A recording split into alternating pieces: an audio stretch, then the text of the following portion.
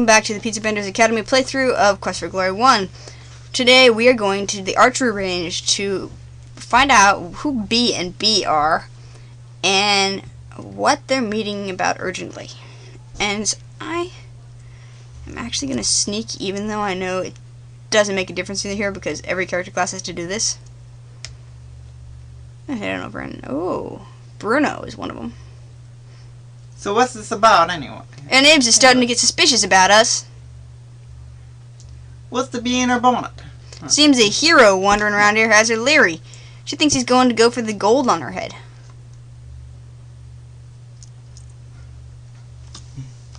What's it to do with us? She's been asking too many questions about us. And the laughing jackass is eyeing me. I had to sneak out. Then we got to avoid the ambush and use the back door for a bit till the heat is off. Maybe we should just make our move now. No, let's wait for the creep to go first. While she's busy with him, we take over. She'll take him out easy, then we take her out. Where's the back door then? Where the bouncer hops around. You got your keys still? Yeah. Don't lose it. You got the only other one. You'll have to search the rock for the key. It's hidden good. Remember the word. Heard. I'm not hitting enter here. What? What? The word which lets you in so that Fred goes away. Oh. Yeah, sure. What is it? Hide and go seek. You better learn it. You think I'm a dummy or something? Say the word before you open the door. You make Fred mad. You don't want Fred to get mad. Hey, no problem. What's the word again? Hide and go seeky. Hide and go seeky. Got it. I gotta get back before the chief misses me. Be back in a bit. Hide and go seeky. See ya. Oh, that's very interesting. So what we have here is a brigand. The thief who's spying for the brigands. Something about a back door to which this guy has a key. Which is where the bouncer hops around. The bouncer is probably the Antwerp. And there's a password to stop someone called Fred from getting mad at you. This is where you save. I'm going to go ahead and replace this with B and B. And I want this guy's key, so I'm going to throw a dagger. And throw another dagger. And I may die here, actually, but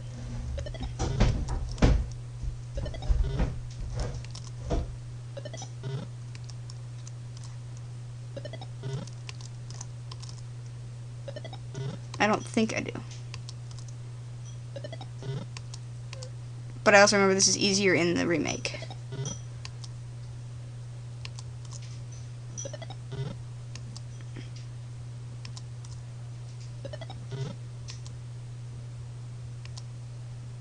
Yeah, I died.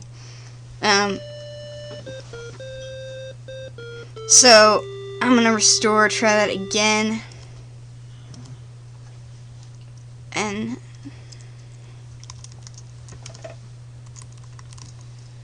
I don't know, maybe I'll dodge or something. I don't actually know if there's a straightforward way to do this. Because look at that guy.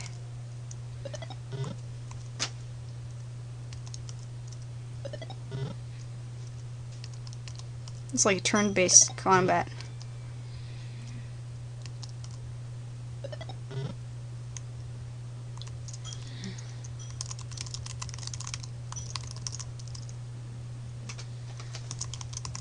That might help.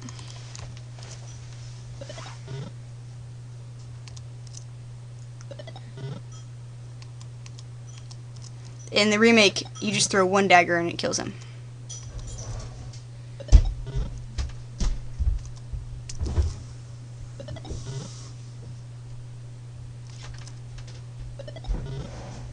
But in this version, obviously, that's not the case. Ha. Now, do I have a dagger left? Okay, I got 3 daggers left. Now, this is where you get into another slightly tricky bit. If we check my character sheet, we see that I took some serious damage to my health there. But look at my stats have gone up. But if you go there directly, well, actually, we will save and very stealthily attempt to do so.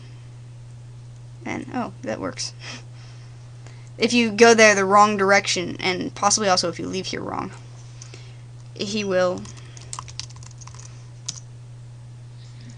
Bruno will kill you. So you retrieve your daggers, find a single key on the brigand's body, and put it away. Now, saving again here because these woods are dangerous these days. Yeah, I'm alright. If you do this wrong... If you do this wrong, you get killed. And there are a lot of ways to do this wrong. I'm continuing to sneak here because sneaking in the woods is actually a way of reducing your odds of getting attacked by monsters once you're stealthy high enough. And I have now hit the experience point where monsters are coming out. Hi, Bruno. I didn't see you doing anything suspicious today, by the way. The monsters that only come out at night are now coming out in the daytime for me, so it's really kind of not good. It's now mid-afternoon. If you remember, have an appointment at midnight. I have to get that mandrake. I have to get it back to Baba Yaga, or I'm toast, basically.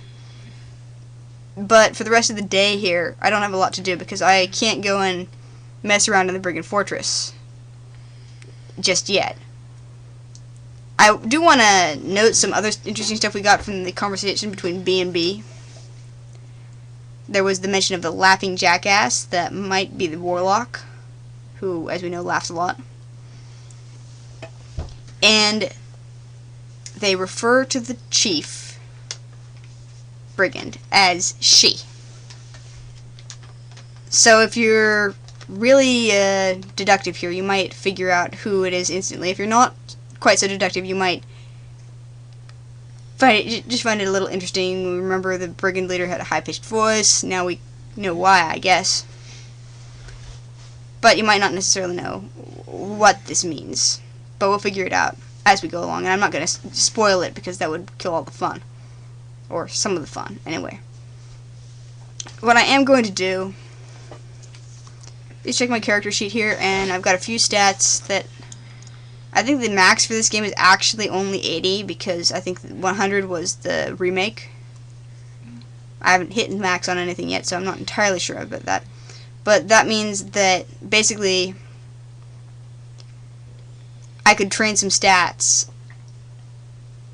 a little bit and be considerably better off in the next game when some of them are going to be woefully bad otherwise. I'm looking ahead here because I've got enough to get through this game alright. The climbing is a little iffy. I could stand to grind climbing some more.